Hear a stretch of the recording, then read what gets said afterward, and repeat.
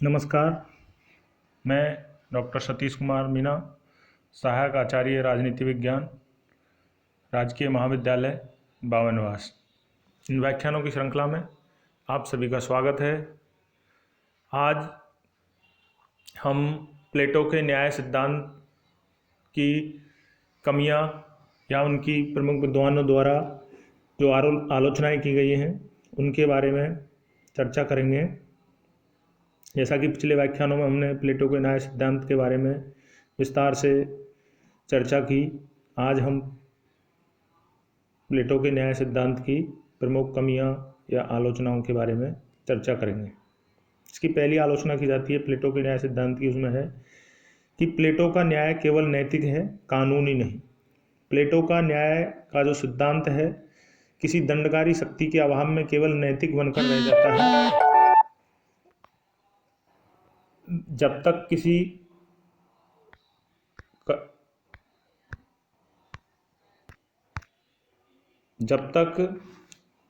किसी कर्तव्य के पीछे कानूनी शक्ति ना हो तो वह प्रभावी नहीं हो सकता।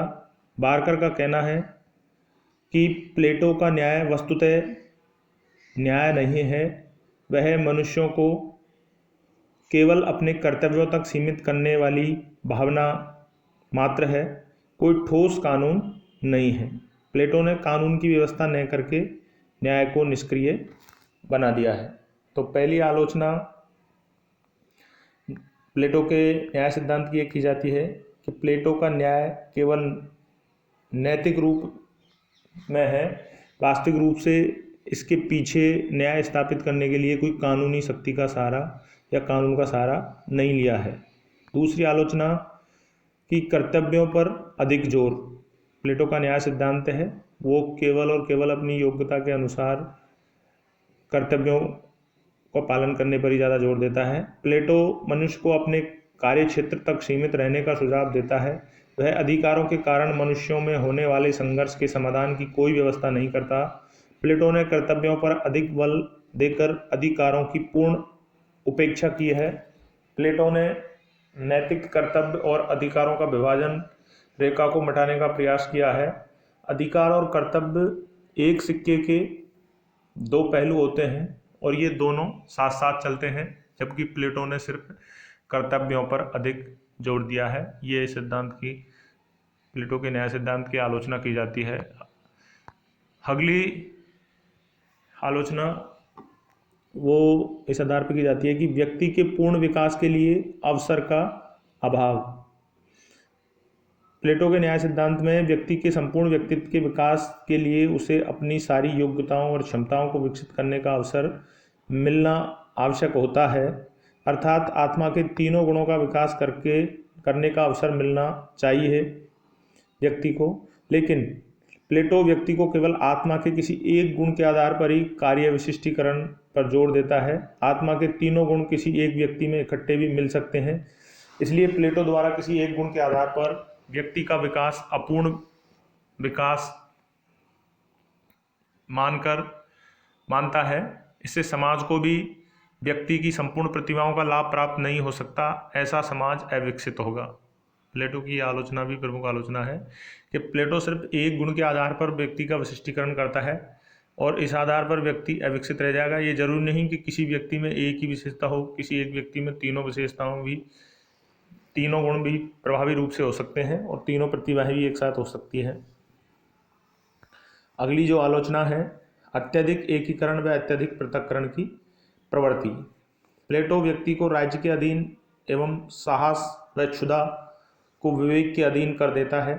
यह अत्यधिक एकीकरण का सिद्धांत है। यह समाज को राज्य के हित का साधन मानता है। व्यक्ति केवल एक ही गुण का विकास कर सकता है, उसमें शेष दो गुण अन्य दो गुणों की बलि दे देते हैं। दूसरी तरफ प्लेटो ने राज्य के नागरिकों का वर्गीकरण करके तथा उनमें कार्य विभाजन करके इस एकीकरण को तोड़ा है। इससे व्यक्ति में सामान्य हित का अभाव हो जाता है।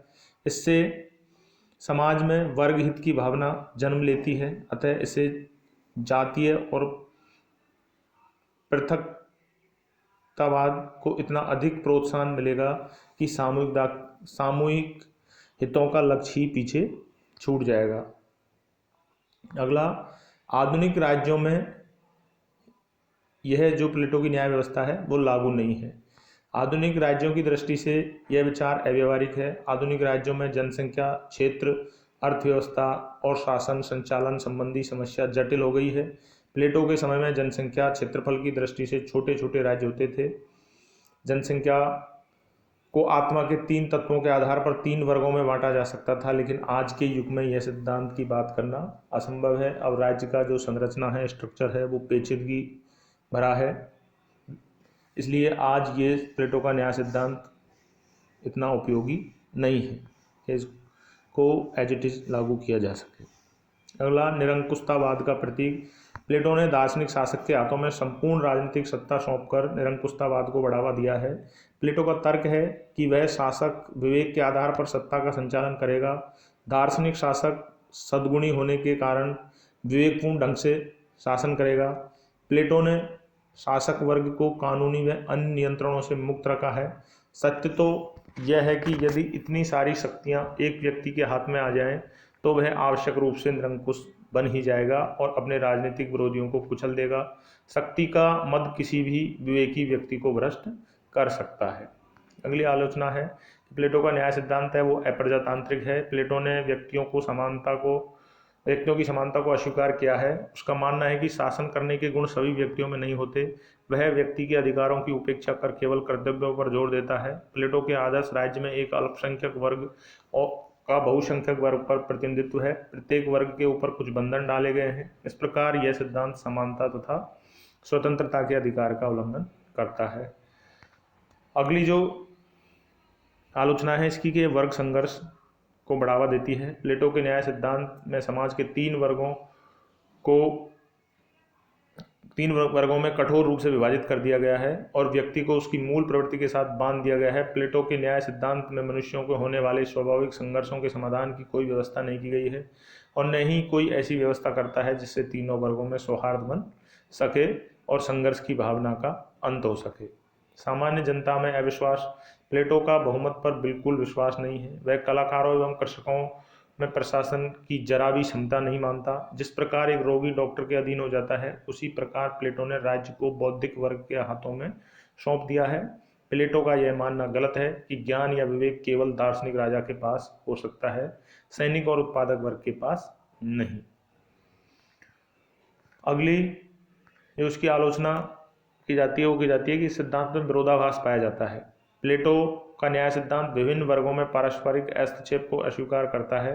राज्य के तीनों वर्ग एक दूसरे के कार्यों में हस्तक्षेप न करते हुए अपने अपने कर्तव्यों का निर्वहन करते हुए, दूसरी तरफ प्लेटो शासक वर्ग को सैनिक वर्ग व उत्पादक वर्ग को पर कठोर नियंत्रण अधिकार देता है, विरोधाभास को ही जन्म देता है। अतः यह धारणा विरोधाभासी है।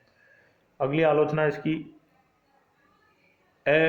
मनोवैज्ञानिकता के आधार पर दी जाती है। प्लेटो के न्याय सिद्धांत में शासक व सैनिक वर्ग के लिए जिस साम्यवादी प्रणाली का प्रतिपादन किया है वह स्त्री पुरुषों के मनोविज्ञान पर भी आधारित नहीं है। परिवार व संपत्ति का मोह त्याग कर कोई भी व्यक्ति सामाजिक कार्यों का प्रतिपादन ठीक ढंग से नहीं कर सकता। प्लेटो ने व्यक्तियों को इच्छाओं और आकांक्षाओं के पारस्परिक संघर्ष की भी उपेक्षा की है। यह सिद्धांत एक तरह से यांत्रिक जीवन पद्धति पर आधारित है, मनोविज्ञान का पूर्ण रूप से खंडन करता है, यह आलोचकों का मानना है। अगली आलोचना, श्रम विभाजन की प्रणाली का अभाव। प्लेटो के अनुसार समाज के 3 वर्गों की स्थापना व्यक्तियों को आत्मा गुणों के अनुरूप होनी चाहिए, लेकिन प्लेटो ने यह नहीं बताया कि इस बात का निर्णय कैसे होगा कि किस में विवेक या किस में साहस, किसे उत्पादक वर्ग में रखा जाए, किसे शासक वर्ग में। प्लेटो का यह मानना है कि हर व्यक्ति अपनी आत्मा के गुणों को स्वयं जानकर अपना वर्ग निश्चित करे। यह अत्यंत भ्रामक और अव्यावहारिक है, इसलिए श्रम विभाजन को निर्धारण करने वाली व्यवस्था का भी उल्लेख नहीं किया है। अनुभव का कोई महत्व नहीं बताया। प्लेटो के सिद्धांत में अनुभव के कोई महत्व नहीं। इसका परिणाम यह हुआ कि प्लेटो नागरिक जीवन के एक महत्वपूर्ण पक्ष को नहीं सुलझा सके जिससे कि वे इतने इच्छुक थे। अगली आलोचना है इसकी, अधिकारों और दंड की व्यवस्था का अभाव। प्लेटो ने सिर्फ कर्तव्यों पर जोर दिया है, अधिकारों की उपेक्षा की है। प्लेटो ने अपने न्याय सिद्धांत में किसी व्यक्ति के द्वारा दूसरे के कार्य क्षेत्र में हस्तक्षेप करने का दंड का कोई प्रावधान नहीं किया है। दंडात्मक शक्ति के अभाव में मानव स्वभाव अनुसार दूसरे के क्षेत्राधिकार को अवश्य चुनौती देता है। प्लेटो ने व्यक्ति के अधिकारों की कोई व्यवस्था नहीं की है। अगली आलोचना इसकी की जाती है कि प्लेटो का न्याय सिद्धांत है वो सर्वसत्तावादी और फांसीवादी तत्वों को भी पोषित करता है। इन तमाम आलोचनाओं के बावजूद भी प्लेटो के अपने न्याय सिद्धांत का अपना राजनीतिक चिंतन के इतिहास में अपना विशेष महत्व है, क्योंकि प्लेटो ने इस न्याय सिद्धांत के माध्यम से समाज और राज्य में एकता स्थापित करने का प्रयास किया है। प्लेटो यह मान कर चलता है कि आत्मारोपित कर्तव्य परायणता और व्यावसायिक दक्षता से समाज के विभिन्न वर्गों में कार्यकुशलता एवं सामाजिक एकता की स्थापना होती है, और यही प्लेटो का मूल उद्देश्य था। दूसरा, यह सिद्धांत समाज में अज्ञान को समस्याओं का जनक मानता है और उसके निवारण हेतु सुव्यवस्थित शिक्षा प्रणाली का प्रतिपादन करता है। आज भी इसका महत्व स्वतः ही स्पष्ट है। अगला इसका अपना महत्व है कि यह सिद्धांत सार्वजनिक जीवन के पतन का प्रमुख कारण है। राजनीतिक सत्ता आर्थिक सत्ता के एक ही हाथ में केंद्रित होने को मानता है और इस दृष्टि से दोनों सत्ताओं के पृथक्करण की व्यवस्था करता है। प्लेटो ने जिस न्याय सिद्धांत का प्रतिपादन किया है वह आजकल की शासन व्यवस्था में व्याप्त दोषों को दूर करने के लिए एक आदर्श प्रस्तुत करता है। आज की राजनीति में कर्तव्य निष्ठता की कमी है, कार्य विशेषीकरण का अभाव है, विवेकपूर्ण नियंत्रण का अभाव जैसी समस्याएं हैं। यदि प्लेटो के स्वधर्म सदाचार नैतिकता को हम आधार मानकर चलें तो ये त्रुटियां स्वतः ही समाप्त हो जाएंगी। इसलिए प्लेटो के न्याय सिद्धांत का वर्तमान शासन व्यवस्था में भी अपना विशेष महत्व है। आज के लिए इतना ही। नमस्कार, धन्यवाद।